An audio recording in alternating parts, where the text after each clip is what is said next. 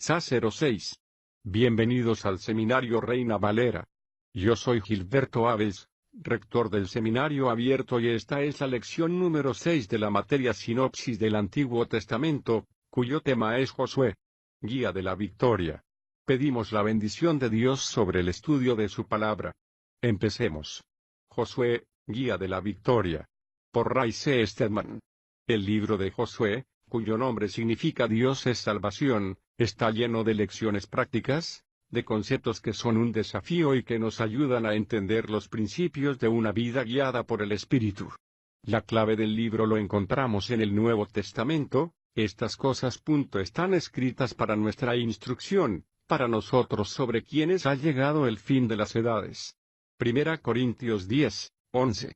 Lo que pasó el pueblo de Israel en sus experiencias históricas se convierte en los ejemplos o metáforas que podemos aplicar a las batallas espirituales en este peregrinaje espiritual en que nos encontramos. Estas experiencias tienen una aplicación exacta y apropiada para nosotros. Josué es uno de los 2 libros del Antiguo Testamento que todo cristiano debería dominar a fondo. El otro es el libro de Daniel. Estos mensajes han sido principalmente diseñados para ayudar a los cristianos a soportar el primer impacto total de la batalla del mundo, la carne y el demonio. Si siente usted la fuerza de los poderes que se oponen, si el tremendo y sutil engaño de los principados y potestades en contra de los cuales estamos han caído sobre usted, de manera que siente que vive en conflicto, Efesios 6, 12, estos libros serán especialmente importantes para usted. El hecho de que Josué siga el libro de Deuteronomio forma parte, sin duda, de la sabiduría y el cuidado de Dios. Deuteronomio nos prepara para Josué presentándonos la importante segunda ley espiritual, la ley del Espíritu de vida en Cristo Jesús me ha librado de la ley del pecado y de la muerte. Romanos 8, 2, que nos guiará a la experiencia que encontramos en Josué como el libro de la victoria. El libro de Josué se divide en 3 importantes secciones. Los capítulos del 1 al 4 tienen que ver con el momento en que el pueblo entra en la tierra y todo lo que eso representa. Si en este momento está usted luchando con el problema de cómo conseguir una vida de victoria en Cristo, cómo salir del desierto de la duda, de ese vagar inquieto y de la mera subsistencia para obtener toda la bendición de una experiencia guiada por el Espíritu, entonces esta es la sección que debería interesarle, aquella en la que se nos habla del momento en que Israel llega a la tierra, del desierto a Canaán. Los capítulos 5 al 21 abarcan la conquista de Israel de la tierra por medio de una serie de batallas y conflictos con los que se encontraron al llegar a la tierra prometida. Los capítulos 22 a 24, incluyendo muchos pasajes de labios del propio Josué, exponen los riesgos y peligros en la tierra contra los cuales nos debemos de proteger a fin de permanecer en una situación de victoria, que representa la tierra. La tierra de Canaán es una imagen, como ya hemos mencionado, de la vida llena del Espíritu, la vida que Dios deseaba que todo cristiano pudiese vivir, y en esto no hay excepciones. La vida llena del Espíritu no es solo para ciertos cristianos muy avanzados, sino que ha sido provista por Dios para cada uno de los que forman parte de su pueblo. Comenzando por el capítulo 1 nos encontramos con una imagen muy descriptiva de esa vida: mi siervo Moisés ha muerto. Ahora levántate, pasa el Jordán tú con todo este pueblo, a la tierra que yo doy a los hijos de Israel. 1, 2. La tierra se le da al pueblo de Israel, de la misma manera que la vida en Cristo está a su alcance sin que tenga usted que hacer el más mínimo esfuerzo. En el versículo 3, se dará usted cuenta de que a pesar de que la tierra les había sido dada, seguía siendo necesario que tomasen posesión de ella. El título de propiedad es un don de Dios, pero la posesión es el resultado de nuestro caminar en obediencia. Yo os he dado, como lo había prometido a Moisés, todo lugar que pise la planta de vuestro pie. 1, 3. La idea es que podemos tener todo cuanto tomemos. Puede usted tener todo lo que quiera de la vida espiritual, nunca se le dará más. Dios no le dará a usted nunca más de lo que usted esté decidido a tomar. De modo que si no está usted satisfecho con el grado de su experiencia real de victoria, es debido sencillamente a que no ha querido usted más, porque puede usted disfrutar de todo cuanto quiera. Yo os he dado todo lugar que pise la planta de vuestro pie. A continuación se describe la tierra como abundante y de gran extensión, una vida en la que encontrará usted todo lo que necesite, en todos los aspectos de su vida. Una tierra en la que fluye leche y miel. Éxodo 3, 8. Vuestro territorio será desde el desierto y el Líbano hasta el gran río, el río Éufrates, toda la tierra de los heteos hasta el mar grande, donde se pone el sol. 1, 4. Pero nos encontramos con una tierra en la que se plantea al mismo tiempo el conflicto y la victoria. Nadie te podrá hacer frente en todos los días de tu vida. Como estuve con Moisés, estaré contigo, no te dejaré ni te desampararé. 1, 5. Una de las primeras cosas que aprendemos al encontrarnos en la situación en la que vivimos en el espíritu es que, a pesar de que nos encontramos con conflictos, cada conflicto puede convertirse en una victoria y no tenemos necesidad de vivir derrotados. Es una frontera, por así decirlo, y no hay nada más emocionante que la vida en la frontera. Esta vida es especialmente como vivir en la frontera obteniendo la victoria en Cristo. El secreto de vivir en la tierra incluye tanto una promesa como una presencia, un corazón obediente y un espíritu de poder. Dios dijo, esfuérzate y sé valiente, porque tú harás que este pueblo tome posesión de la tierra que juré a sus padres que les daría. Solamente esfuérzate y sé muy valiente. Va a requerir valor porque no se puede ir de un lado a otro, sin ningún propósito, entre la multitud. Es preciso que camine usted contra corriente, para cuidar de cumplir toda la ley que mi siervo Moisés te mandó. No te apartes de ella ni a la derecha ni a la izquierda, para que tengas éxito en todo lo que emprendas. Nunca se aparte de tu boca este libro de la ley, más bien, medita en él de día y de noche, para que guardes y cumplas todo lo que está escrito en él. Así tendrás éxito y todo te saldrá bien. 1, 6 a 8. He ahí la grandeza del libro de Josué. Ahí tenemos la promesa. La palabra escrita debe de ser nuestra continua meditación, que nos ha sido mandada, y debemos de estudiarla a fin de conocer la verdad y la verdad os hará libres. Juan 8, 32. ¿No te he mandado que te esfuerces y seas valiente? No temas ni desmayes, porque Jehová tu Dios estará contigo donde quiera que vayas. 1, 9. Y contamos con la presencia del Espíritu Santo que nos acompaña porque un corazón obediente da como resultado un espíritu de poder. Así es la vida en la tierra. En el capítulo 2 nos encontramos con la asombrosa e intrigante historia de Rahab y los espías que fueron enviados por el pueblo de Israel. Cuando estos espías llegaron a la casa de Rahab, ella les escondió debajo de unos manojos de lino que tenía ordenados sobre la azotea secándose. Mientras los hombres de la ciudad les estaban buscando, ellos se enteraron de un secreto sorprendente de labios de Rahab: sé que Jehová os ha dado esta tierra, porque el miedo a vosotros ha caído sobre nosotros. Todos los habitantes de esta tierra se han desmoralizado a causa de vosotros.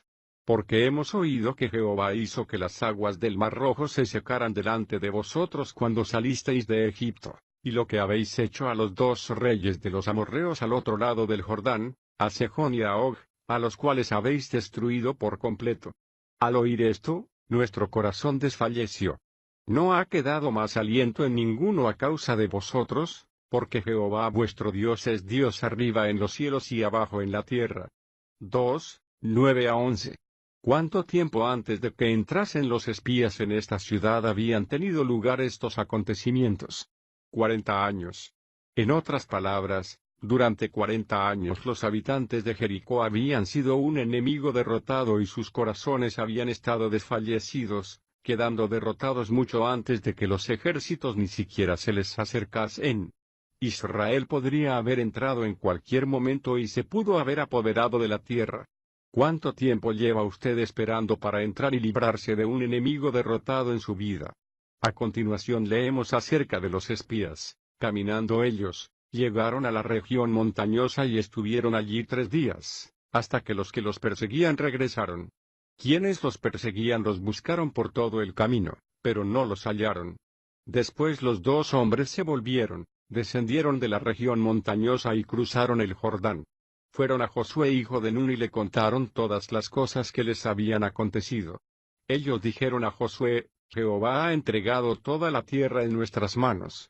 Todos los habitantes de esta tierra tiemblan ante nosotros. 2, 22 a 24. Después de 3 días se regresaron contando esta historia. Fíjese en los primeros versículos del capítulo 3. En el tercer día muy de mañana se prepararon para entrar en la tierra. Aquí tenemos un recordatorio de que la resurrección tuvo lugar el tercer día, por la mañana muy temprano. Y fue mediante el poder de la resurrección que entraron y se apoderaron de la tierra de Canaán, siendo esto una imagen de Cristo obrando por medio de nosotros y a través de nosotros para concedernos la victoria sobre todas las derrotas, los impedimentos y todo lo que obstaculiza nuestra vida. Sin embargo, entre los israelitas y la tierra, seguía fluyendo aún el río Jordán. El relato de cómo cruzaron el Jordán es bastante parecido al de la ocasión en que cruzaron el Mar Rojo. En muchos sentidos ambos son una imagen de la misma cosa, la muerte. Cualquier hombre que se aventure a atravesar el Mar Rojo sin que se hubiesen separado sus aguas hubiera perecido, de manera que el hecho de atravesar las aguas es una imagen de la muerte. Ahora bien, ¿cómo es posible que ya sepa usted, el cruzar el Mar Rojo es una imagen de la muerte de Cristo a nuestro favor, al separarnos del mundo con todas sus actitudes, sus costumbres y opiniones? En otras palabras, cuando usted se hizo cristiano, cambió usted sus ideas y su sentido de los valores. Su bautismo fue una expresión del hecho de que estaba usted pasando de una vida a otra y de que había cambiado totalmente su actitud. Ese fue el Mar Rojo, la muerte de Jesús a su favor. Pero el Jordán es una imagen de su muerte en Cristo, cuando usted acaba con su existencia adámica, cuando todo cuanto es usted acaba en Adán, cuando deja de confiar en sí mismo, cuando deja de querer dejarse guiar por su propio plan, de tomar sus propias decisiones y de fijar sus propias metas, descubre usted que no puede usted tener la vida de Cristo siguiendo el plan que usted se ha trazado. Si quiere usted aferrarse a su programa, solamente podrá tener usted su propia vida adámica y caída. Pero si quiere usted la vida de Jesús, tendrá usted que aceptar al mismo tiempo su plan, que es uno de victoria. Al aceptar el principio que esta decisión representa, cruza usted o bien el Mar Rojo o el río Jordán. Pero el cruzar el Jordán es lo que hace usted al renunciar a su propio programa, cuando se decide y dice, está bien, si esto es lo que quieres para mí, Señor, así será. Eso es lo que pasó en el caso de Israel, al entrar en la tierra. Usted cruza el Jordán de la misma manera que cruzó el Mar Rojo, y Jehová dijo a Josué, desde este día comenzaré a engrandecerte ante los ojos de todo Israel, para que sepan que como estuve con Moisés, así estaré contigo. 3:7. Por medio de la fe, eso es todo. Mediante la obediencia y por la fe. Dios le está diciendo a Josué, de la misma manera que guié a Moisés para que Israel pudiese cruzar el Mar Rojo, te guiaré a ti para que Israel pueda ahora atravesar el Jordán. Del mismo modo, experimenta usted la vida de Cristo por cada momento de vida de la misma manera que hizo usted suya la muerte de Cristo por sus pecados. La fe que le sacó a usted de Egipto es la misma que le lleva a la tierra. Como escribió Pablo, por lo tanto, de la manera que recibisteis a Cristo Jesús, el Señor, así andad en él. Colosenses 2:6. ¿Era más difícil para Israel cruzar el río Jordán de lo que lo fue cruzar el Mar Rojo? No, sencillamente pasaron, las aguas se retiraron hacia los lados y atravesaron por el centro. Lo mismo, sin problemas y, como ve, no hay nada de diferente en lo que se refiere a entrar en la tierra. Es sencillamente creer que Dios está en usted y que lo que ha dicho acerca de usted es verdad, que Él ha roto los lazos que le unían a usted a su antigua vida. Usted estuvo de acuerdo en ello, y le ha dado una nueva base que funcionará. Usted debe creerlo y salir sobre esa base, diciendo, gracias Señor por estar en mí para hacer a través de mí todo lo que es preciso que haga, y así es como entra usted en la tierra. En el capítulo 4 leemos acerca de 2 conmemorativos que fueron establecidos por Israel. Uno de ellos eran 12 piedras, colocadas a la orilla del río de manera que fuese un constante recordatorio para ellos del principio de la fe, a la que habían retornado después de años de haber estado vagando por el desierto. Estoy convencido de que este recordatorio es representativo de la Santa Cena del Señor, que es un continuo recordatorio del principio de vida por el que nos regimos. El otro era una serie de 12 rocas colocadas en el centro del río, que debían de ser colocadas donde estuvieron los sacerdotes mientras pasó todo el pueblo de Israel para llegar al otro lado. Las piedras habían sido colocadas antes de que las aguas regresasen a su lugar. Esta es una imagen de cómo Jesucristo ha permanecido en el lugar de la muerte lo suficiente como para que cada uno de los aspectos de nuestra vida dejen de estar controlados por el yo para estarlo por Cristo. En el capítulo 5 nos encontramos con la segunda sección de la conquista de la tierra. ¡Qué relato tan impresionante! Al pensar los israelitas en entrar y apoderarse de la tierra, contemplaron la gran ciudad de Jericó con sus enormes murallas. Si bien Jericó era el primer obstáculo visible en su camino, no fue lo primero con lo que se tuvo que enfrentar Israel. Primero había algo que tenían que hacer y estaba relacionado con sus propias vidas. Dios no empieza nunca su conquista con el problema exterior. Descubrirá usted que empieza con usted, que es el primer problema. Había 3 cosas que era preciso que hiciese el pueblo de Israel antes de poder destruir al enemigo que estaba en la tierra. En primer lugar, tenían que ser circuncidados porque toda la generación que había sido circuncidada en Egipto había muerto en el desierto y toda una generación se había criado sin haber sido circuncidada, de modo que al entrar en la tierra, lo primero fue circuncidarles.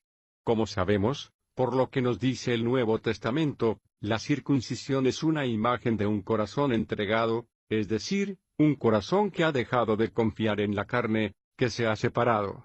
Es un corazón circuncidado. Romanos 2, 29.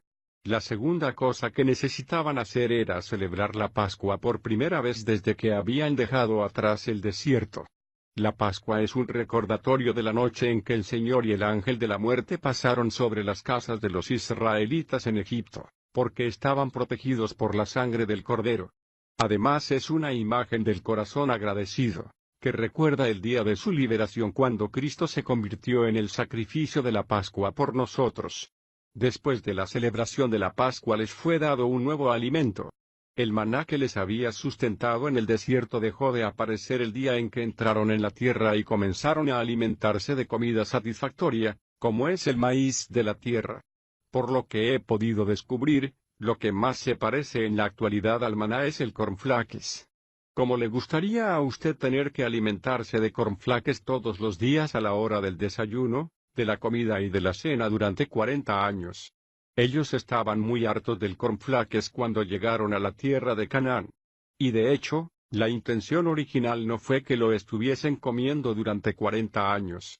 Se habían tenido que alimentar de algo que les sustentaba y les daba energía, pero que nunca les dejaba satisfechos, pero cuando llegaron a la tierra, encontraron lo que satisface. La conquista empezó por fin. Josué tuvo que planear la estrategia necesaria para apoderarse de la ciudad de Jericó.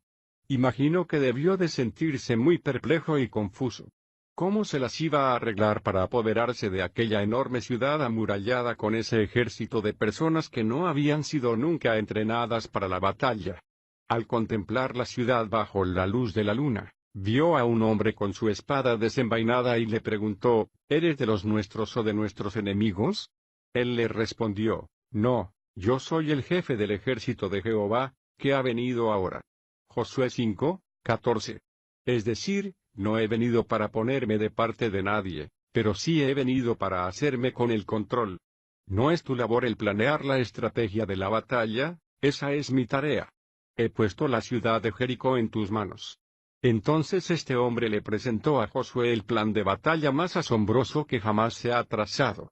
Lo que tenía que hacer era conseguir sencillamente que el pueblo marchase alrededor de la ciudad una vez al día durante 6 días y en el séptimo, 7 veces y luego tenían que tocar prolongadamente los cuernos de carnero y las murallas se derrumbarían. Eso era todo. De igual manera que había 3 cosas que tenían que hacer antes de prepararse para la batalla. En esta sección encontramos 3 obstáculos principales que tenían que vencer antes de apoderarse de la tierra. Esto es una imagen de 3 clases de problemas con los que nos enfrentamos al caminar en la vida cristiana. El primero de ellos es Jericó, con murallas de unos 100 metros de grosor y 20 metros de altura, una inmensa fortaleza, un desafío externo, un obstáculo aparentemente insuperable.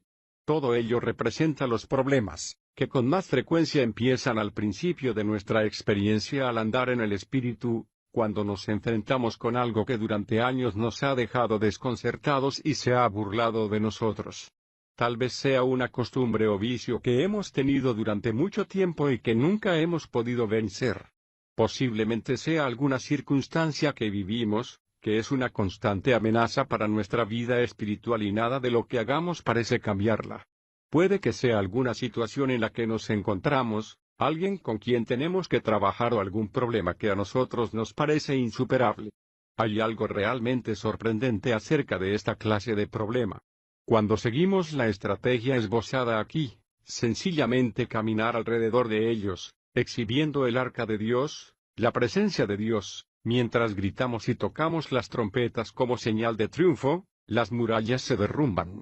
Cuando hay un cambio total de actitud hacia un problema de esta naturaleza, el problema desaparece.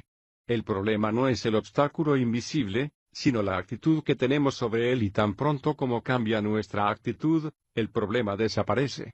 Pero Dios hizo que Israel marchase durante 7 días enteros. ¿Por qué durante tanto tiempo? Porque ese fue el tiempo que les llevó cambiar de actitud con respecto a Jericó. Durante todo el tiempo habían estado pensando, ¿qué lugar tan grande? ¿Cómo podremos conseguir apoderarnos de él? Es una fortaleza insuperable.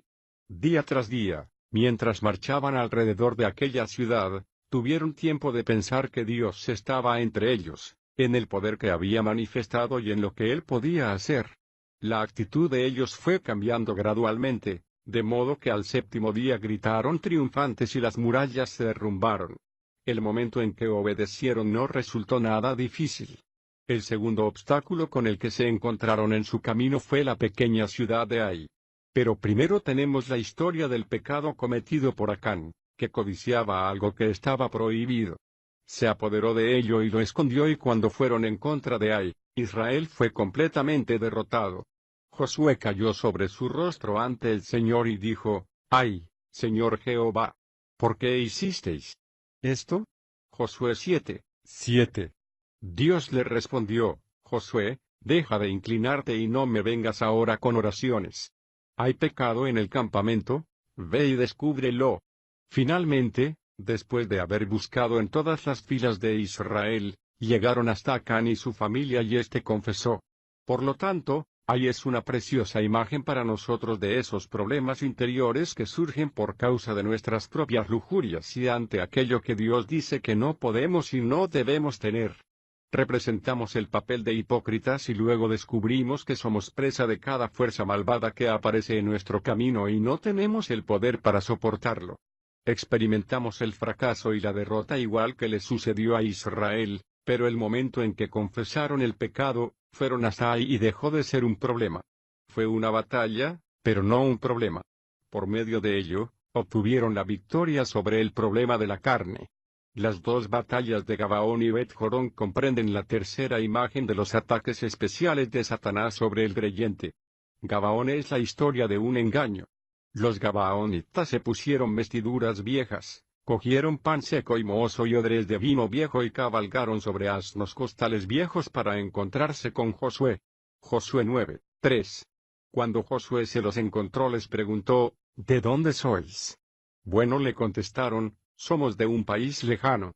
Hemos oído hablar acerca de las grandes proezas de Israel y hemos venido para hacer un tratado con vosotros». Josué dijo: «¿Cómo sé que sois lo que afirmáis ser?». A lo que le contestaron: «Bueno, mira. Aquí están nuestras provisiones. Sacamos este pan fresco del horno cuando salimos y mira lo seco y mohoso que está. Y nuestras vestiduras, lo raídas y andrajosas que están. Hemos venido de tan lejos que nuestros asnos están agotados». Josué les creyó e hizo un pacto con ellos. Cuando hubieron firmado el tratado, Israel se dirigió hacia la cima de la colina y allá abajo estaba Gabaón. Se habían visto atrapados y engañados por el ángel de la luz, habían sido presa de una decepción satánica que parecía ser correcta, buena y digna de confianza, pero no lo era. Tuvieron que actuar conforme a su tratado y no hacerles nada a los gabaonitas, y como resultado, los gabaonitas se convirtieron en su aguijón en el costado durante el resto de la historia de Israel. Esa es la historia de Gabaón, el ángel de luz. A continuación tenemos el relato de Bet-Jorón, cuando todos los reyes de los cananitas se unieron y cayeron como una tremenda liga de naciones en contra de Josué. Fue una gran batalla y a pesar de que sobrepasaban grandemente en número a Israel, Dios concedió la victoria de una manera asombrosa, haciendo que el sol se detuviese en su curso, haciendo de ese modo que el día de la batalla durase hasta que consiguiesen la victoria, el largo día de Josué. Esta es la imagen de lo que sucede cuando el demonio viene como león rugiente en el momento de producirse una catástrofe sobrecogedora que parece destrozarnos, conmocionar nuestra fe y nos hace exclamar, Dios mío, ¿qué es lo que me está pasando? Y parece que se nos hunde el mundo bajo los pies por causa de algo espantoso, que nos hace titubear, pero Josué se mantuvo incólume en su fe, dependiendo de Dios para que realizase un milagro y Dios lo hizo. Se nos dice que el justo no será removido jamás. Provincia 10:30, por eso es por lo que Pablo nos dice en Efesios que cuando el enemigo se presenta de este modo, debemos de mantener la calma, eso es todo, dependiendo de las promesas de Dios y el enemigo será derrotado. Efesios 6:13. El resto de esta sección, los capítulos 11 a 21, no es más que una operación de limpieza. Después de la batalla de Bet-Jorón la tierra fue prácticamente de Israel, aunque se produjeron victorias individuales. Las victorias obtenidas por Caleb, por Otoniel y por los josefitas y el establecimiento de las ciudades de refugio contienen todo ello maravillosas lecciones acerca de la audacia de la fe, sobre cómo apropiarnos de lo que Dios ha prometido y usarlo en nuestra vida individual. En la última lección nos enteramos de los peligros que nos acosan, cómo permanecer en la tierra y ciertos riesgos determinados, que tienen tres facetas. En primer lugar, tenemos el relato de los motivos mal interpretados, que fueron adscritos a los rubenitas, a los gaditas y a media tribu de Manases. Construyeron un altar en el lado equivocado del Jordán, produciendo la indignación entre las otras tribus de Israel. Para ellos, aquello era idolatría y desobediencia a los mandamientos de Dios. De modo que se reunieron y fueron a hacerles la guerra a sus propios hermanos. Cuando llegaron, los rubenitas, los gaditas y media tribu de Manases se sintieron muy molestos. Clamaron diciendo, ante Dios os decimos que esto no es una rebelión, permitidnos que os lo expliquemos. 22:23. Luego explicaron que temían que algún día, en el futuro, los israelitas en la tierra pudiesen decir a las tribus que se hallaban fuera de la tierra, ¿qué tenéis que ver vosotros con Jehová Dios de Israel? Dios ha establecido la frontera aquí en el río Jordán, vosotros no nos pertenecéis. Estáis fuera de nuestra nación. De modo que dijeron, no hemos edificado un altar para adorar o para ofrecer sacrificios, sino sencillamente para recordarnos que pertenecemos al pueblo que se encuentra al otro lado del Jordán. Versículo 28. Es una maravillosa imagen que nos muestra el peligro de hacer críticas inapropiadas o de atribuir a otros motivos equivocados.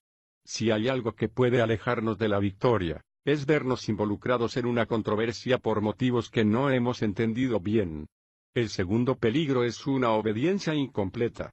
A pesar de que la tierra había sido entregada al pueblo de Israel, no la poseyeron por completo, sino que dejaron una parte de ella sin conquistar.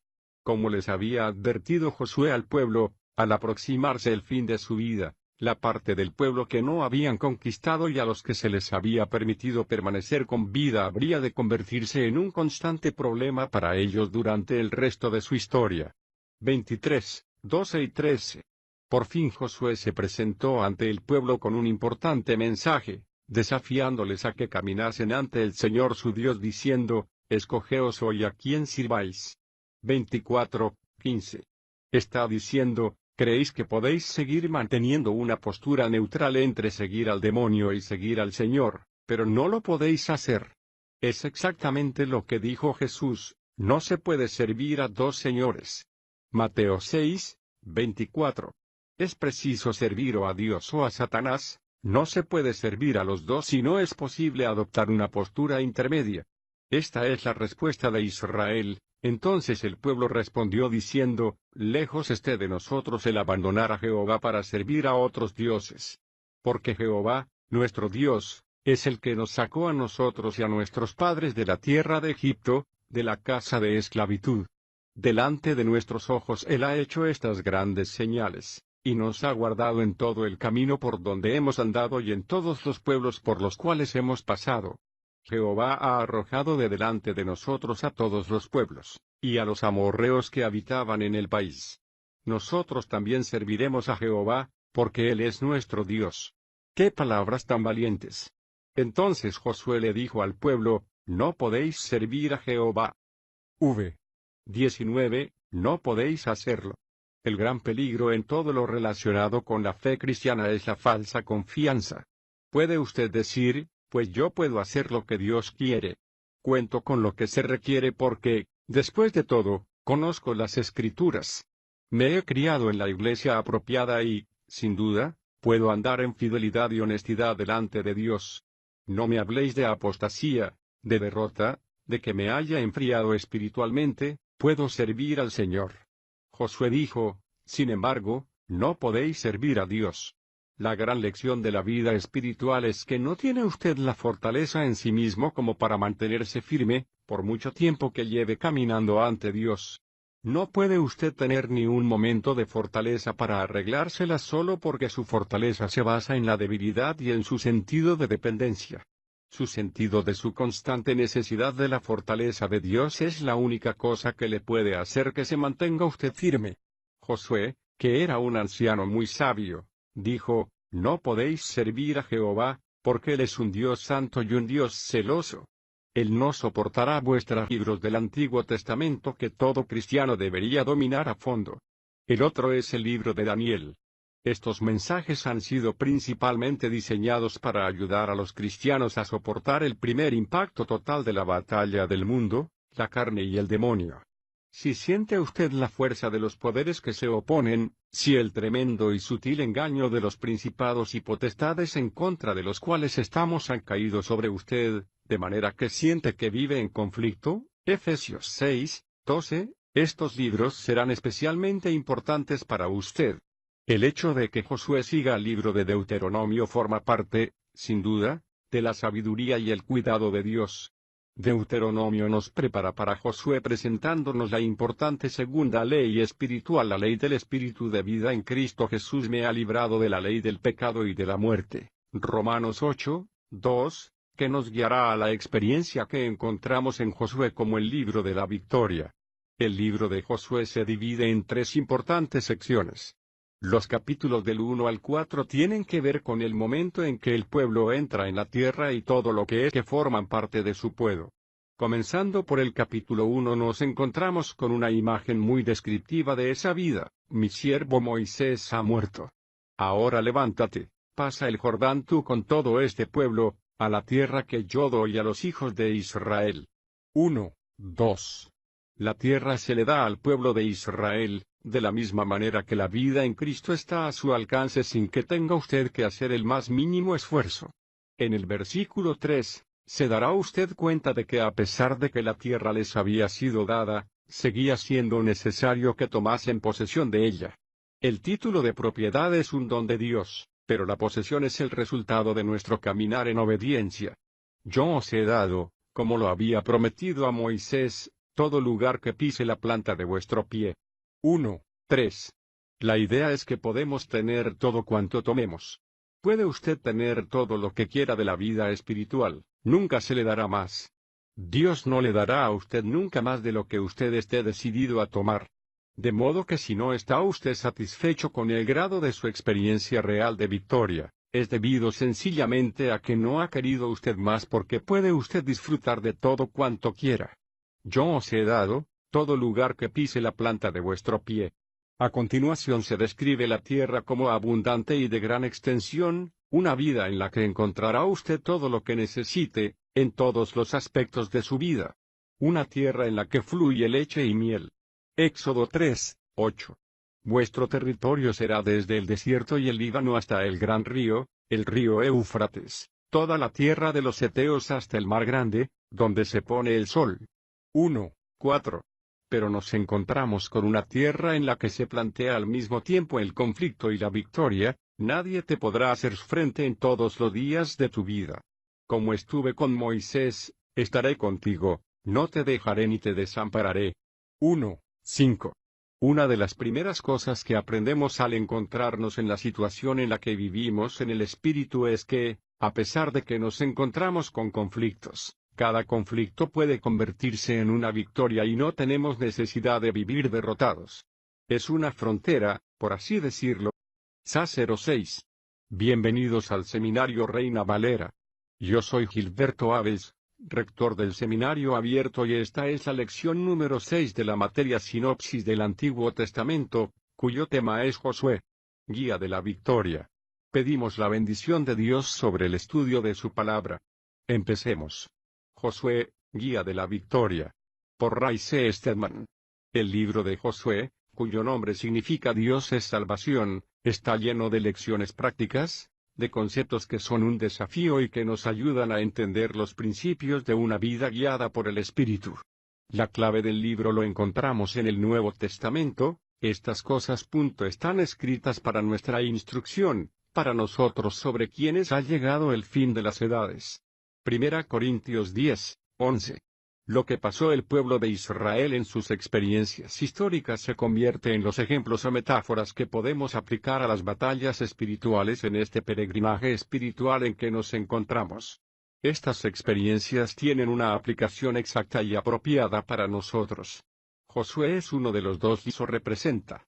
Si en este momento está usted luchando con el problema de cómo conseguir una vida de victoria en Cristo, cómo salir del desierto de la duda, de ese vagar inquieto y de la mera subsistencia para obtener toda la bendición de una experiencia guiada por el Espíritu, entonces esta es la sección que debería interesarle, aquella en la que se nos habla del momento en que Israel llega a la tierra, del desierto a Canaán. Los capítulos 5 al 21 abarcan la conquista de Israel de la tierra por medio de una serie de batallas y conflictos con los que se encontraron al llegar a la tierra prometida. Los capítulos 22 a 24, incluyendo muchos pasajes de labios del propio Josué, exponen los riesgos y peligros en la tierra contra los cuales nos debemos de proteger a fin de permanecer en una situación de victoria, que representa la tierra. La tierra de Canaán es una imagen, como ya hemos mencionado, de la vida llena del Espíritu, la vida que Dios deseaba que todo cristiano pudiese vivir, y en esto no hay excepciones. La vida llena del Espíritu no es solo para ciertos cristianos muy avanzados, sino que ha sido provista por Dios para cada uno de los